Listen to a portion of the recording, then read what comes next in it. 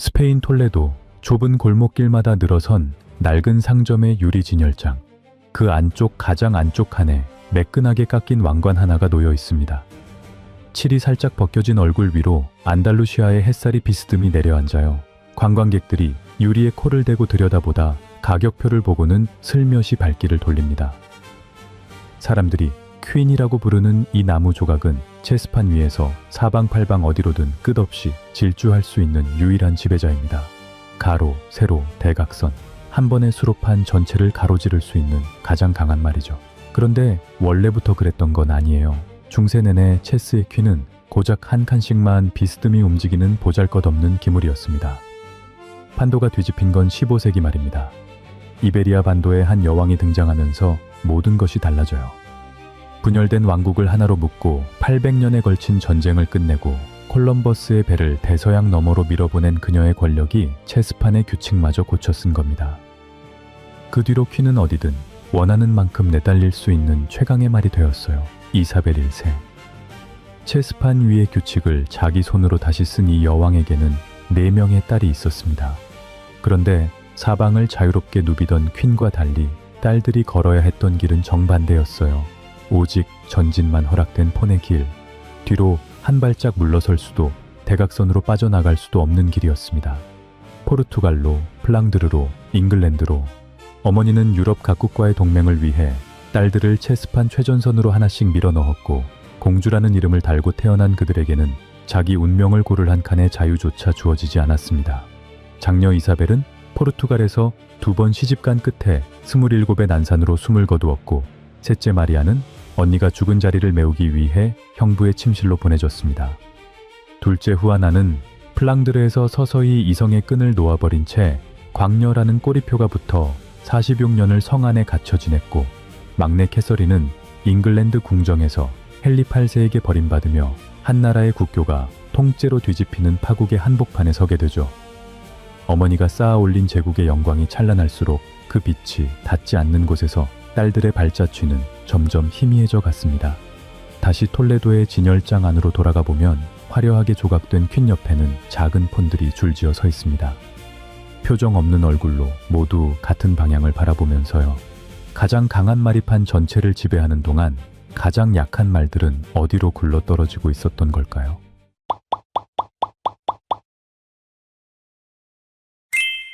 콜럼버스의 배가 신대륙의 황금을 싣고 돌아오던 1493년 봄, 스페인 바르셀로나 항구는 환호로 들끓었습니다.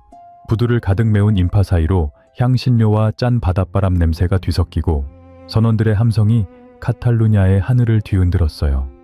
이 모든 것을 가능하게 만든 문서가 하나 있습니다. 1492년 4월 이사벨 여왕이 콜럼버스와 직접 체결한 산타페 협약이었어요. 협약의 내용은 파격 그 자체였습니다. 발견하는 모든 땅의 총독 직위, 교역 수익의 10분의 1을 영구히 보장하겠다는 조건. 아무도 믿지 않던 제노바 출신 항해색에 이 정도의 판돈을 걸 수 있었던 군주는 당시 유럽 전체를 통틀어 이사벨뿐이었습니다. 그 과감한 서명 한 장이 스페인을 세계 제국으로 끌어올렸어요. 제국의 금고가 아메리카의 은으로 넘쳐나기 시작한 거죠. 그런데 이 축포가 울리던 바로 그 시기, 궁정의 안쪽에서는 전혀 다른 종류의 거래가 진행되고 있었습니다. 이사벨 여왕은 제국의 바깥을 향해 배를 띄우는 동시에 제국의 안쪽에서 딸들을 하나씩 유럽 각국으로 보낼 준비를 마치고 있었어요. 콜럼버스에게 대양을 건너라고 명령한 그 펜이 딸들에게는 대륙을 건너라는 혼인 계약서에 서명하는 펜이기도 했던 셈입니다.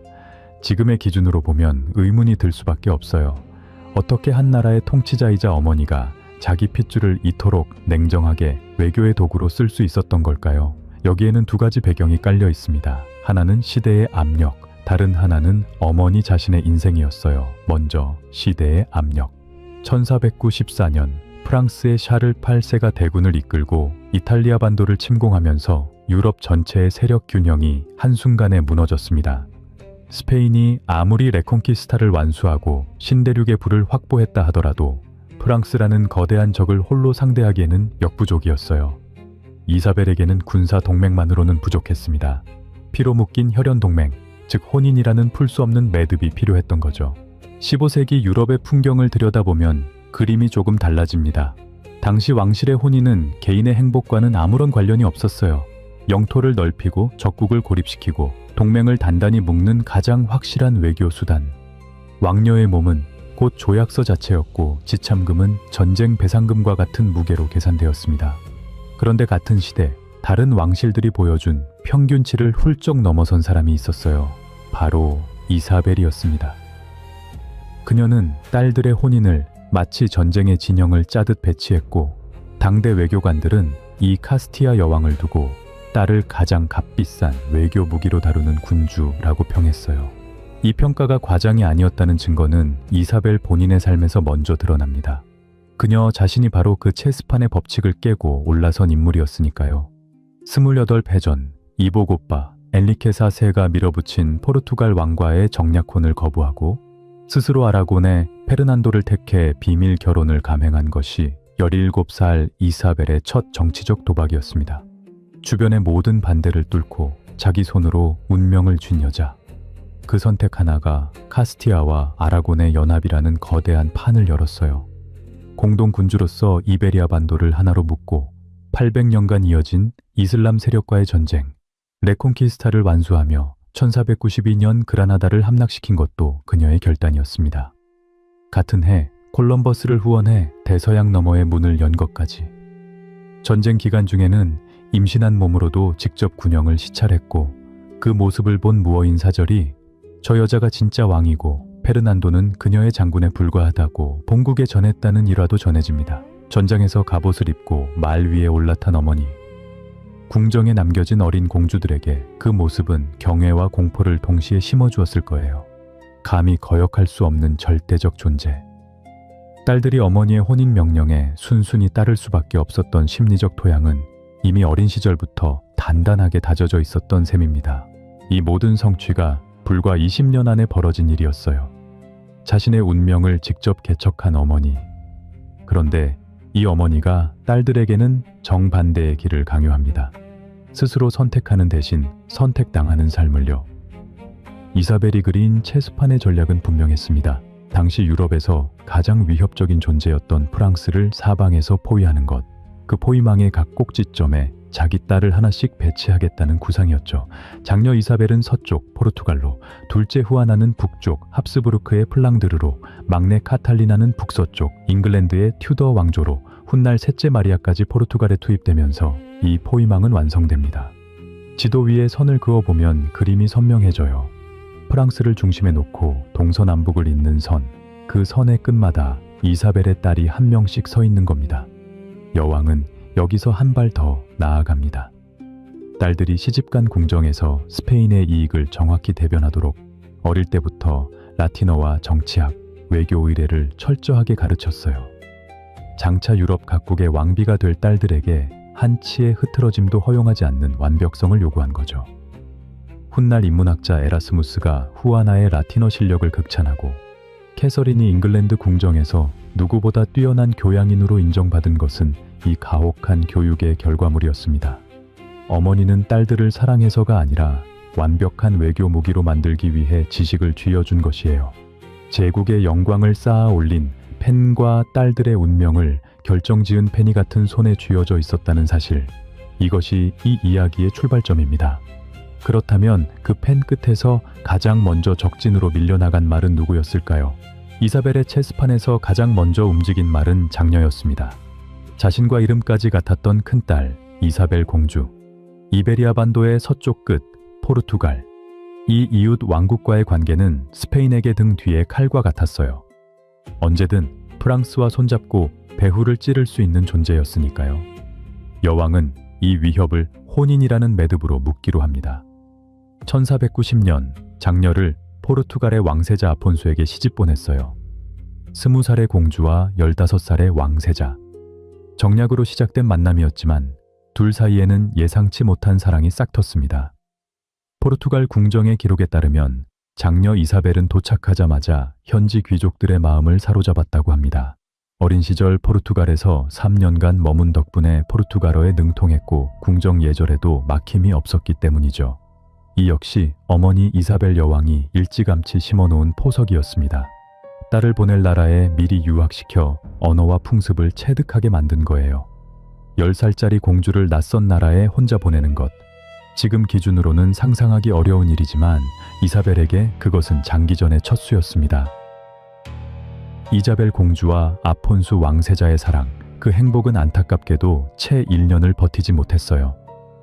1491년 7월 아폰수가 타구스 강변에서 낙마사고로 숨을 거두는 사고가 발생합니다. 16살 신랑의 장례식이 끝나고 21살의 과부가 된 장녀는 스페인으로 돌아오게 되죠. 검은 상복을 벗지 않겠다고 선언한 딸, 세속을 버리고 수도원에 들어가겠다는 딸. 이사벨 여왕은 처음에는 그 뜻을 존중하는 듯 했어요. 하지만 1495년 포르투갈 왕위가 바뀌면서 판이 달라집니다. 새 국왕 마누엘 1세가 장녀에게 직접 청혼한 거예요. 이사벨 여왕은 처음에 장녀 대신 셋째 딸 마리아를 마누엘에게 제안했어요. 상처받은 큰딸을 다시 같은 나라로 보내는 것이 마음에 걸렸던 걸까요? 마누엘은 이 제안을 단칼에 거절했습니다. 오직 장녀만을 원한다고. 장녀는 끝까지 저항했어요. 기록에 따르면 그녀는 남편을 잃은 뒤 자기 학대에 가까운 금식과 고행을 이어갔습니다. 살과 뼈만 남은 몸으로 수녀원 입회를 청원했지만 어머니는 받아들이지 않았어요. 제국의 안위 앞에서 딸의 슬픔은 사치였던 거죠. 이사벨 여왕이 이 결정을 내릴 때 어머니로서 갈등이 있었는지 아니면 군주로서 망설임 없이 펜을 들었는지는 기록이 남아있지 않습니다. 다만 결과만 놓고 보면 여왕은 매번 군주로서의 역할을 택했어요. 결국 여왕은 큰딸을 다시 포르투갈행 체스판 위에 올려놓습니다. 장녀 이사벨은 재혼의 조건으로 포르투갈 내 유대인 추방을 관철시켰는데 이것은 어머니 이사벨 여왕의 가톨릭 순혈주의 정책을 그대로 이어받은 것이었어요. 1498년 여름 스페인 사라고사. 장녀 이사벨은 스페인과 포르투갈의 왕위를 동시에 이을 후계자를 낳는 도중 숨을 거둡니다. 27, 두 번째 결혼을 한 지 불과 1년 만이었어요. 27해의 짧은 생애 동안 장녀가 자기 의지로 결정한 것은 첫 남편의 죽음 뒤에 입었던 검은 상복 한 벌뿐이었습니다. 결혼도 재혼도 죽음의 자리마저도 어머니가 펼쳐놓은 체스판 위에서 정해진 일이었어요. 흥미로운 것은 장녀가 그 체스판 위에서 소모되어 가던 바로 그 시기에 정작 체스판의 규칙 자체가 바뀌고 있었다는 사실입니다. 오늘날 톨레도나 그라나다의 기념품 상점에 가면 레콩키스타 시대를 재현한 관광용 체스판을 쉽게 찾을 수 있습니다. 그 체스판에서 가장 크고 화려하게 조각된 말이 바로 퀸이에요. 이 퀸의 모델이 누구인지 아는 관광객은 많지 않을 겁니다. 1475년 유럽 체스의 규칙서인 사랑의 체스 C라는 문헌이 스페인에서 출판되었는데 이 책에서 퀸은 처음으로 가로 세로 대각선 어디로든 무제한 이동할 수 있는 최강의 말로 기록됩니다. 그 시기는 이사벨 여왕의 권력이 절정에 달한 때와 정확히 겹쳐요. 유럽에서 가장 강력한 여성 군주의 존재가 게임의 규칙까지 바꿔놓은 겁니다. 체스판 위의 퀸은 어디든 갈 수 있었습니다. 하지만 정작 퀸의 모델이 된 여왕은 자기 딸에게 단 한 가지 방향만을 허락했어요. 오직 전진, 오직 제국을 위한 전진뿐이었죠. 장녀가 난산으로 세상을 떠났을 때 이사벨 여왕의 반응을 기록한 문서는 거의 남아있지 않습니다. 다만 한 가지 확실한 것은 장녀의 죽음이 알려진 직후 여왕이 가장 먼저 한 일이 포르투갈과의 동맹을 유지할 차기 카드를 검토하는 것이었다는 사실이에요. 그 카드가 바로 셋째 딸 마리아였습니다. 언니가 숨진 지 2년 뒤인 1500년, 마리아는 언니의 남편이었던 마누엘 1세에게 시집을 갑니다. 형부의 아내가 된 거예요. 이사벨 여왕에게 포르투갈이라는 칸은 절대로 비워둘 수 없는 자리였던 겁니다. 딸이 죽으면 다음 딸을 넣는다. 마치 전장에서 쓰러진 병사의 자리를 후속 병력이 곧바로 메우듯이요. 형부와 처제의 결혼이라는 이 파격적인 조합에 대해 로마 교황청은 특별 혼인 허가를 내줘야 했습니다. 교회법상 인척 간의 결합은 금지 사항이었거든요. 이사벨 여왕은 교황 알렉산데르 6세를 설득하여 이 허가를 받아냈어요. 흥미로운 점은 이 교황의 특별 허가라는 카드가 훗날 막내딸 캐서린의 인생에서도 결정적인 역할을 하게 된다는 겁니다. 같은 도구가 한 딸에게는 결혼의 열쇠로, 다른 딸에게는 이혼의 빌미로 작동하게 돼요. 어머니가 심어놓은 씨앗이 30년 뒤 어떤 열매를 맺었는지는 캐서린의 이야기에서 드러납니다. 동맹은 이어졌고 마리아는 포르투갈 왕비로서 10명의 아이를 낳으며 평생을 보냈습니다. 그녀가 자신의 의지로 선택한 것은 단 하나도 없었어요. 마리아는 18살이었습니다. 언니의 결혼식 때 시녀로 따라갔던 그 궁정에 이번에는 언니의 자리를 채우기 위해 들어선 거예요. 같은 침실, 같은 왕관, 같은 남편. 다른 것은 신부의 얼굴뿐이었습니다. 포르투갈 궁정의 기록에 따르면 마리아는 별다른 저항도 눈물도 보이지 않았다고 합니다. 언니처럼 수녀원에 들어가겠다고 버티지도 않았고 후아나처럼 한겨울 성문을 두드리지도 않았어요. 어머니가 정해준 자리에 묵묵히 앉아 17년 동안 10명의 아이를 낳았습니다. 역사가 그녀에 대해 기록한 것은 거의 없어요. 초상화 몇 점, 출산 기록 몇 줄, 그게 전부입니다. 이 자매 중 가장 조용히, 가장 수능적으로 살다 간 딸이었죠. 그런데 흥미로운 사실이 있습니다. 그 침묵의 17년 동안 마리아가 낳은 10자녀는 훗날 유럽 왕실 절반의 핏줄을 차지하게 돼요. 큰아들 주앙 3세는 포르투갈 왕이 되었고 딸 이사벨은 신성로마 제국 황제 카를 5세의 황후가 되었으며 또 다른 딸 카탈리나는 동생 후아나의 아들과 결혼해 합스부르크 가문 안쪽으로 다시 흘러 들어갔습니다. 가장 저항하지 않은 딸이 가장 많은 후손을 남겼습니다. 어머니 이사벨이 설계한 체스판 위에서 마리아는 가장 충실히 포내기를 걸었고 그 길의 끝에 도착했을 때 그녀의 자손들은 이미 유럽 왕실 곳곳에 흩어져 있었어요. 이것을 승리라고 불러야 할까요? 아니면 가장 완벽한 종속이라고 불러야 할까요? 체스판의 북쪽 플랑드르. 이사벨 여왕이 프랑스를 견제하기 위해 꺼낸 두 번째 말은 둘째 딸 후아나였습니다. 1496년 10월 16살의 후아나는 합스부르크 가문의 후계자 펠리페와 혼인합니다. 후아나는 당대 최고 수준의 지성을 갖춘 공주였어요. 라틴어, 프랑스어, 카스티아어를 자유롭게 구사했고 교회법과 정치학에도 밝았습니다. 여기서 이 똑똑한 공주에게 예상치 못한 변수가 생깁니다. 남편 펠리페를 향한 통제할 수 없는 감정이었어요.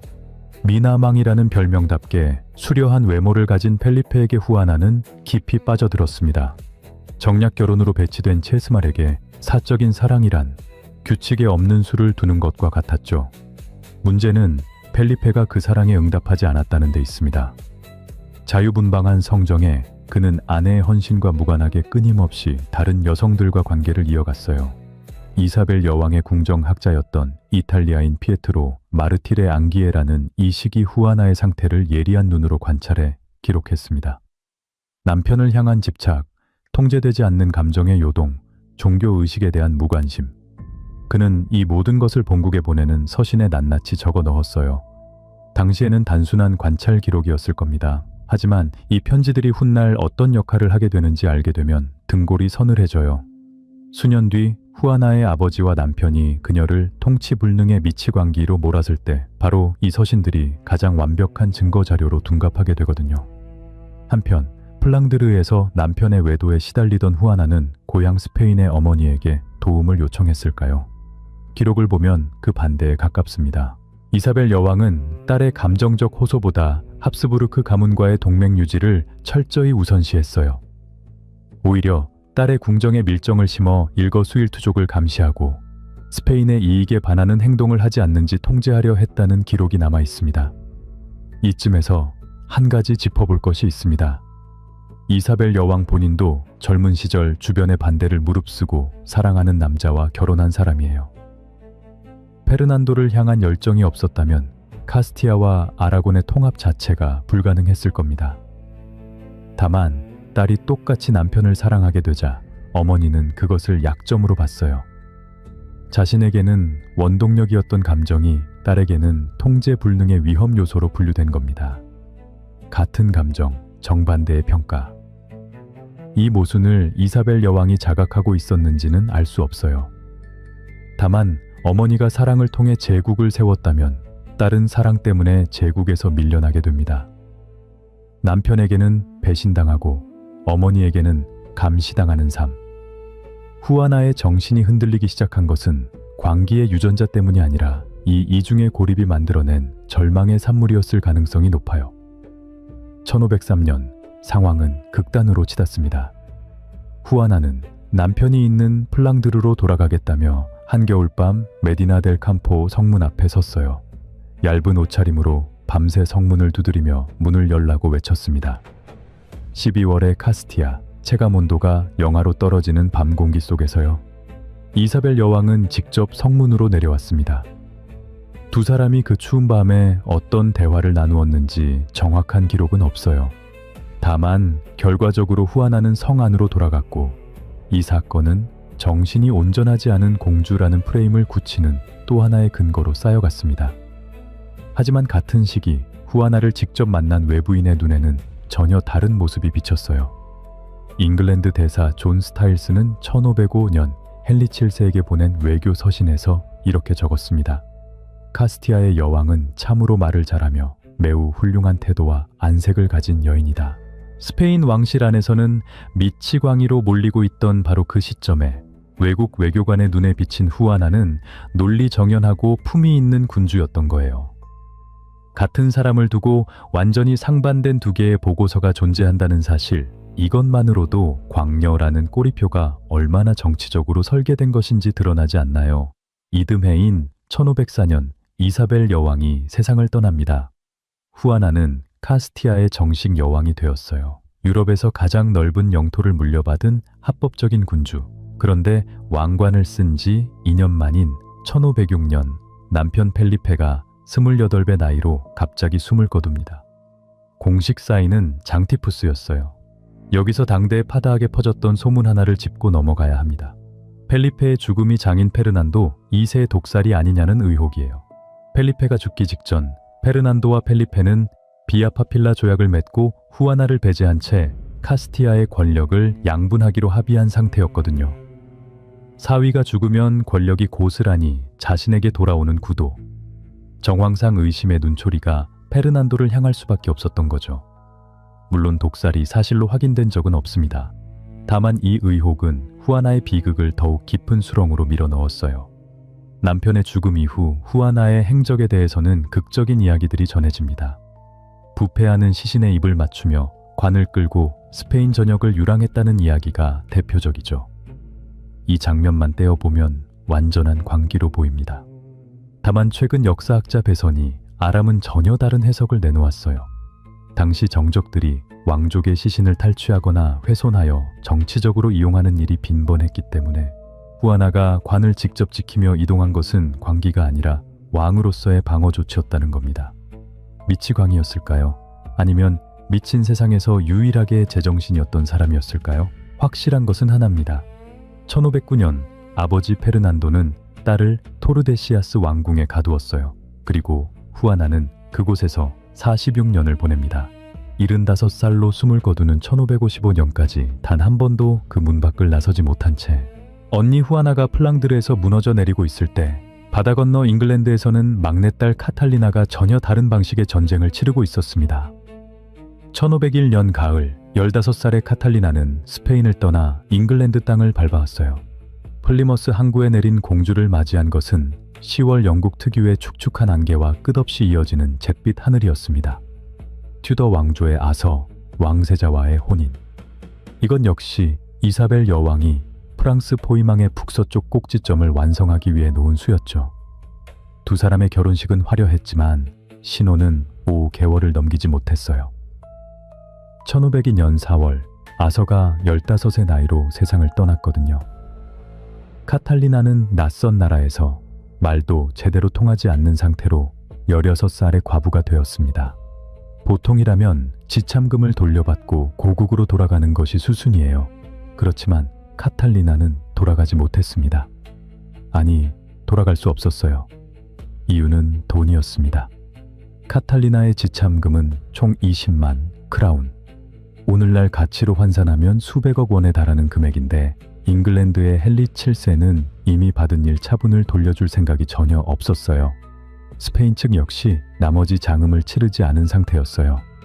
양국 왕실의 지참금 줄다리기 사이에 낀 카탈리나는 런던의 허름한 관저에서 극심한 궁핍을 견뎌야 했습니다.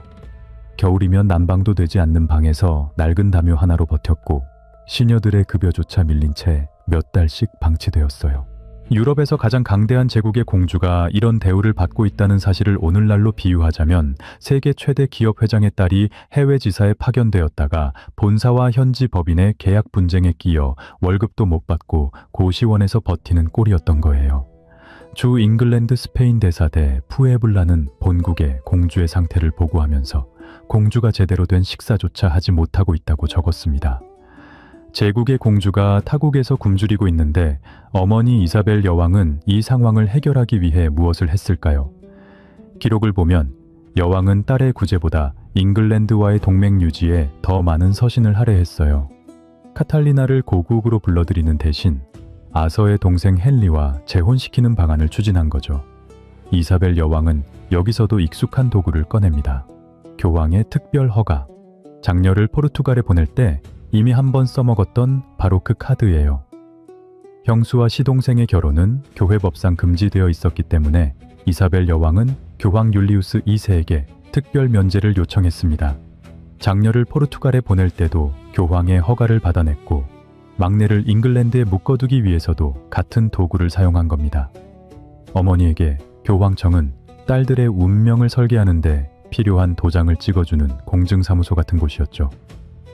1509년 카탈리나는 마침내 아서의 동생 헨리 8세와 재혼하여 잉글랜드의 왕비로 즉위합니다. 24살 과부가 된 지 7년 만의 일이었어요. 이후 약 20년간 캐서린은 헨리 8세의 곁에서 충실한 왕비로 살았습니다. 그러나 왕위를 이을 아들을 낳지 못한다는 한 가지 이유가 모든 것을 뒤흔들기 시작해요. 이 시기 캐서린에 대해 사람들이 잘 모르는 사실이 하나 있어요. 그녀는 단순히 왕의 옆자리를 지킨 왕비가 아니었습니다. 1513년 여름 헨리 8세는 프랑스 원정에 직접 나섰어요. 왕이 자리를 비운 사이 스코틀랜드의 제임스 4세가 잉글랜드 북부를 침공합니다. 위기 상황에서 헨리가 섭정으로 지명한 사람은 다름 아닌 캐서린이었어요. 당시 캐서린은 임신 중이었습니다. 그런데도 그녀는 갑옷을 차려입고 직접 북부로 진군하며 군대를 독려했어요. 잉글랜드군은 플로든 들판에서 스코틀랜드 왕을 전사시키는 압도적인 승리를 거두었고 캐서린은 전사한 제임스 4세의 피 묻은 외투를 전리품으로 챙겨 프랑스에 있던 남편에게 보냈습니다. 이 장면 어딘가 익숙하지 않으신가요? 30년 전 그라나다 전선에서 임신한 몸으로 군영을 시찰하던 어머니 이사벨의 모습 그대로예요. 4딸 중에서 어머니의 군주적 자질을 가장 많이 물려받은 사람이 바로 캐서린이었습니다. 뿐만 아니에요. 캐서린은 잉글랜드와 스페인 사이의 외교 협상을 사실상 주도했고 인문학자 에라스무스와 토머스 모어가 그녀의 지성을 공개적으로 칭송할 정도의 학식을 갖춘 왕비였어요. 헨리 8세조차 즉위 초기에는 그녀만큼 훌륭한 조언자가 없다고 인정했을 정도였습니다. 그런데 이 모든 자질도 한 가지 결핍 앞에서는 무력했어요. 헨리 8세는 앤 불린이라는 새로운 여인에게 마음을 빼앗긴 뒤 캐서린과의 이혼을 밀어붙입니다. 그리고 그 이혼의 명분으로 꺼낸 것이 바로 이사벨 여왕이 받아냈던 그 교황의 특별 허가였어요. 형의 아내와 결혼하는 것은 애초에 무효라는 논리. 어머니가 딸의 결혼을 성사시키기 위해 꺼낸 카드가 30년 뒤 딸의 결혼을 파괴하는 무기로 돌아온 겁니다. 1529년 6월 블랙프라이어스 법정. 캐서린은 헨리 8세 앞에 무릎을 꿇고 이렇게 말했습니다.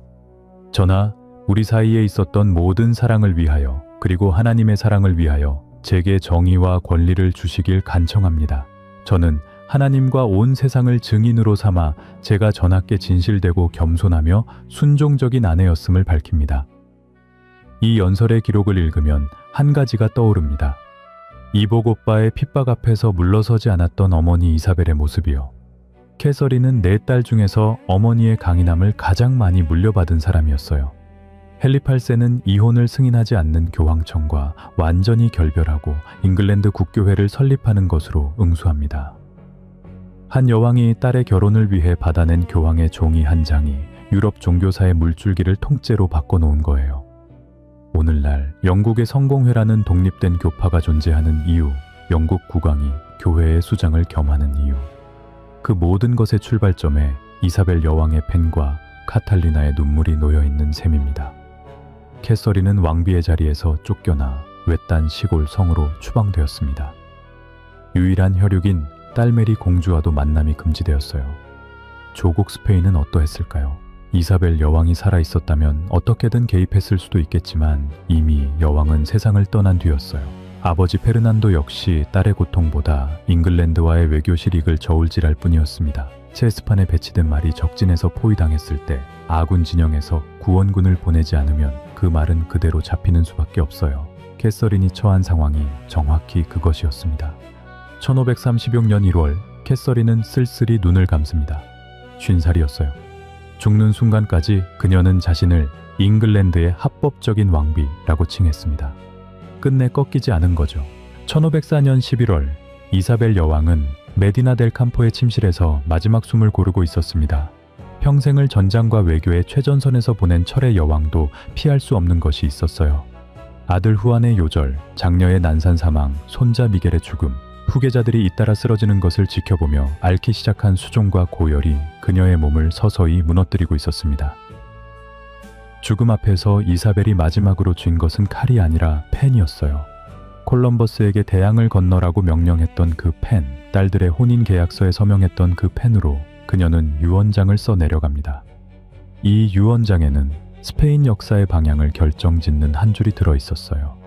만약 나의 딸 후아나가 통치를 원치 않거나 할 수 없을 경우 나의 남편 페르난도가 섭정을 맡도록 명한다.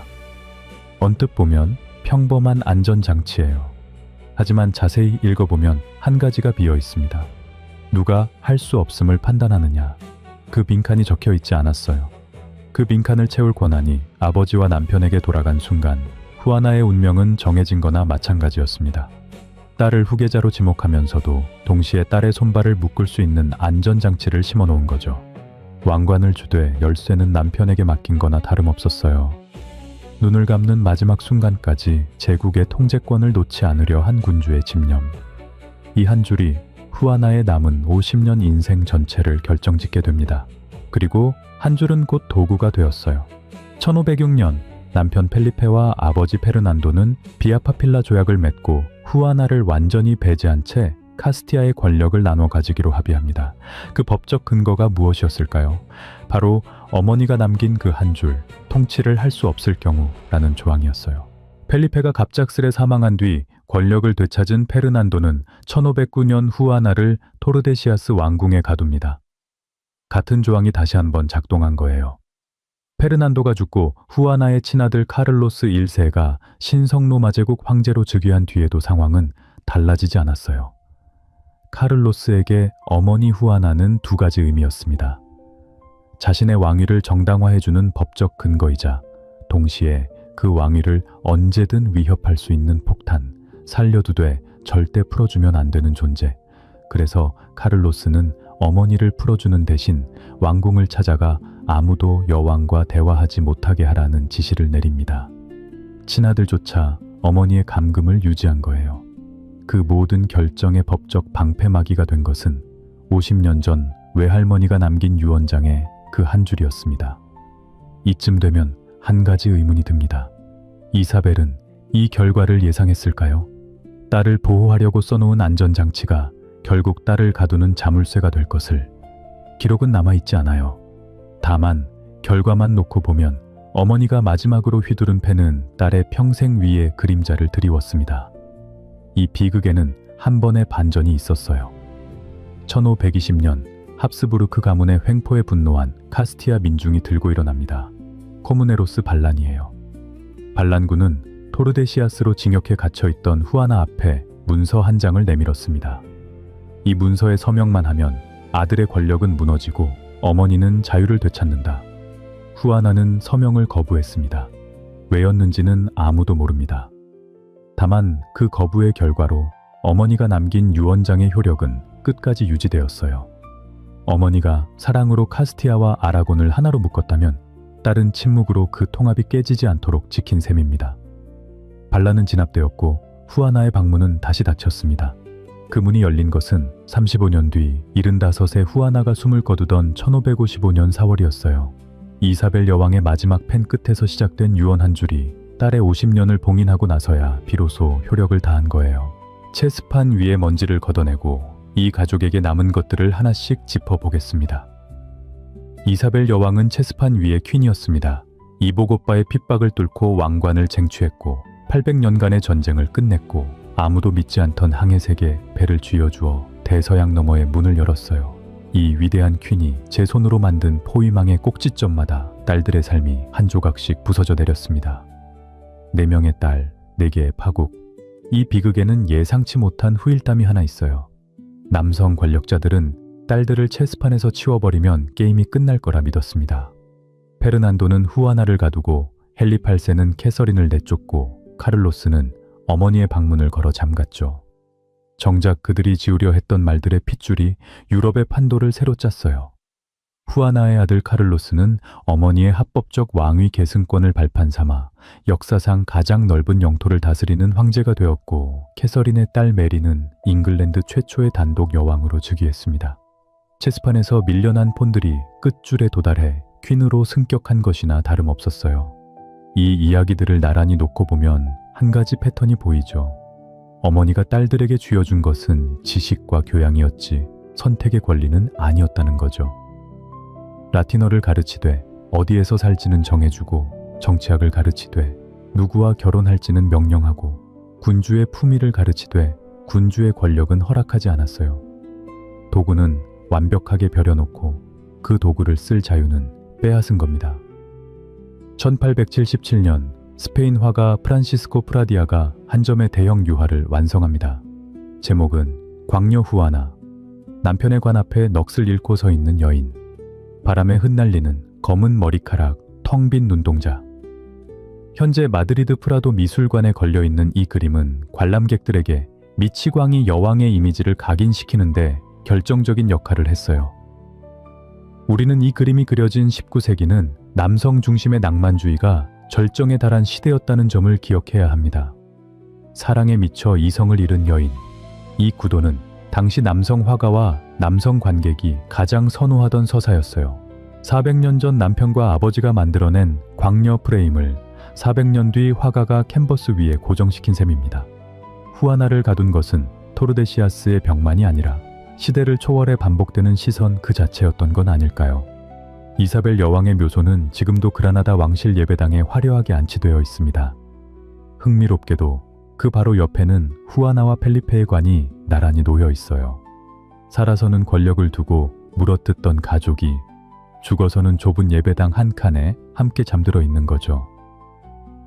예배당을 찾은 관광객들은 대리석 관 위에 새겨진 이름들을 읽으며 사진을 찍어요. 이사벨, 페르난도, 후아나, 펠리페. 카메라 셔터 소리가 울릴 때마다 500년 전 이 가족이 서로에게 건넸던 차가운 눈빛과 뜨거운 분노가 대리석 아래에서 희미하게 메아리치는 듯합니다. 이사벨 여왕은 승리했어요.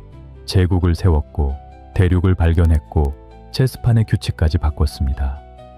역사는 그녀를 위대한 군주로 기억하죠. 그런데 그 승리를 위해 지불한 가격표를 펼쳐보면 거기에는 4딸의 이름이 적혀 있어요. 포르투갈에서 숨을 거둔 장녀, 형부에게 시집간 셋째, 46년을 갇혀 산 둘째, 이국 땅에서 버림받은 막내. 현재의 우리가 종종 누군가의 성공을 이야기할 때 그 성공이 요구한 희생의 무게는 생략하곤 합니다. 500년이 지난 지금도 이 이야기가 울림을 주는 이유는 이것이 단순히 중세 왕실의 비극이 아니기 때문일 겁니다. 더 큰 것을 이루기 위해 가장 가까운 사람을 소모품으로 쓰는 구조. 그 구조는 왕관을 벗겨내도 시대를 바꿔도 우리 주변 어딘가에서 여전히 작동하고 있으니까요. 톨레도의 상점 진열장 안에서 퀸은 오늘도 사방을 내려다보고 있습니다. 화려하게 조각된 왕관 아래 칠이 살짝 벗겨진 나무 표면 위로 오후의 햇살이 비스듬히 내려앉고 있어요. 그 옆에 줄지어 선 작은 폰들의 얼굴에는 아무런 표정도 새겨져 있지 않습니다. 여러분 곁에 누군가는 지금 누구의 체스판 위에 서 있나요? 지금까지 호기심 사록이었습니다. 오늘도 함께 해주셔서 감사합니다.